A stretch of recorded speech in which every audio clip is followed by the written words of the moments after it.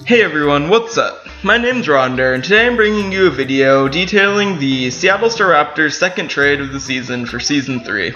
This week, unfortunately, we're having to let go Dylan the marvelous Pangoro, and we're picking up in his wake Meloetta.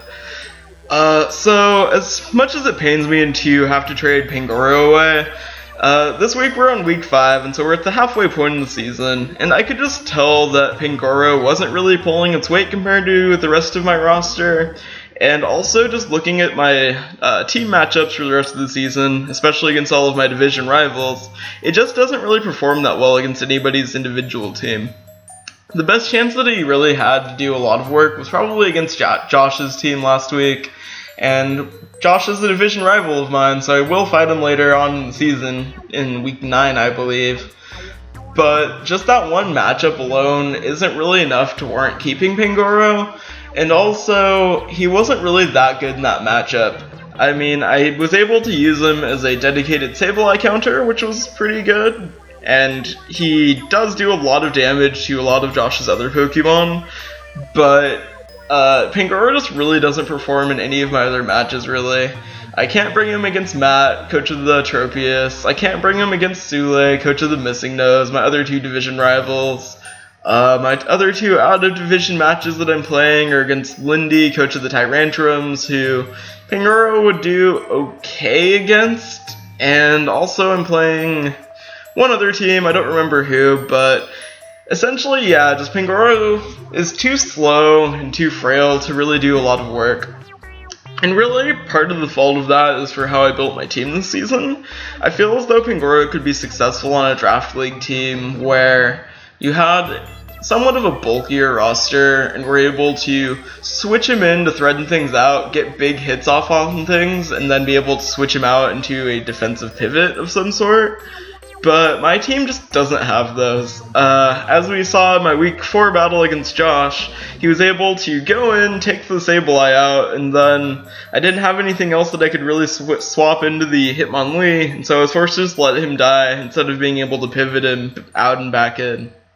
And I feel like that would just be the case the rest of the season as well. So, that said, we decided to trade him out for Meloetta, who is a Pokemon that I feel fits much better on my team, has a lot more versatility, and will be able to get used more effectively overall.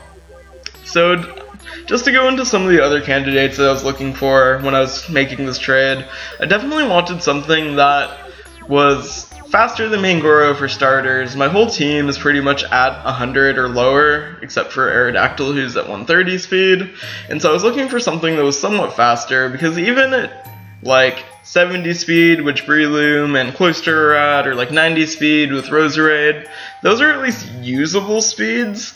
Part of the problem with Pangoro is even when you slap a Choice Scarf on him, he still like fails to outspeed things starting at like 115 or so base speed, I think.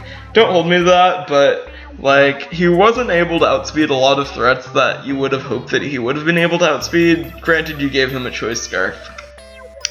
So, outside of Meloetta, the other two Pokemon that I was looking at were actually Delphox and Nismagius, both of which are slightly over 100 speed, so that would have been a great bonus. Nismagius is at 105 speed, and Delphox is at 104 speed.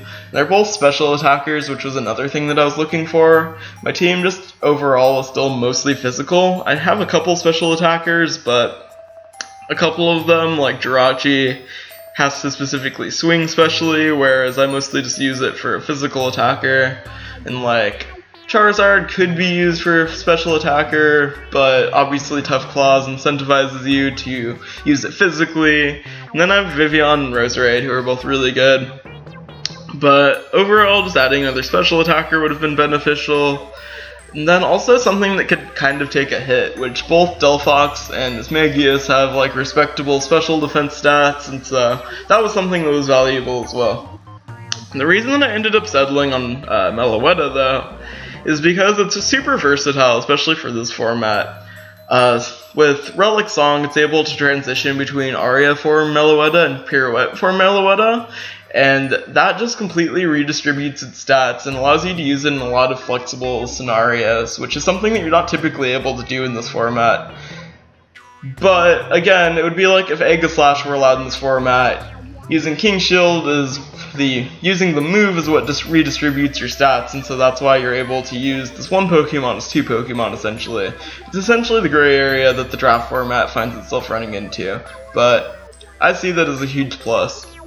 Because in Aria form, Meloetta is at 90 speed, which is still really respectable. That hits about the middling tier of my team overall. It has really good special attack and really good special defense, which make it be able to take special hits really well and dish them out really well as well. And it can outspeed slower threats. It has a bunch of sets that you can run. Calm Mind, Sub Calm Mind. One of my personal favorites is running Assault Vest on it. And it's just a really solid Pokemon with good coverage. The fact that it gets Serene Grace is also a plus, because like Jirachi, even though you don't want to rely on that too much, just having all of the extra effect chances is pretty good when they crop up.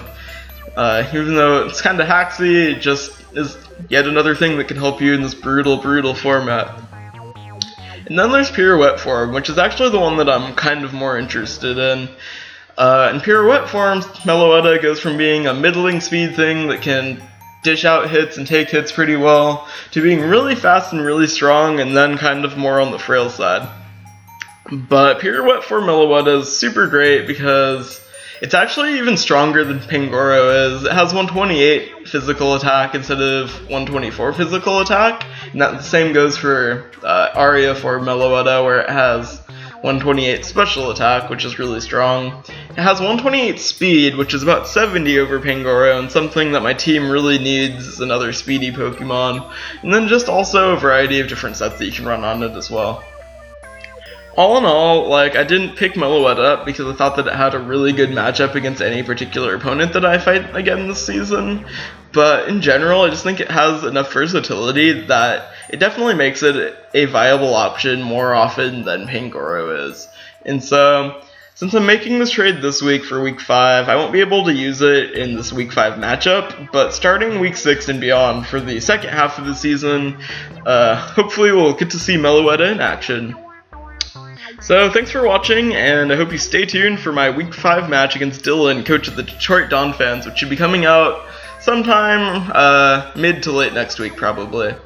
Thanks for watching. Peace.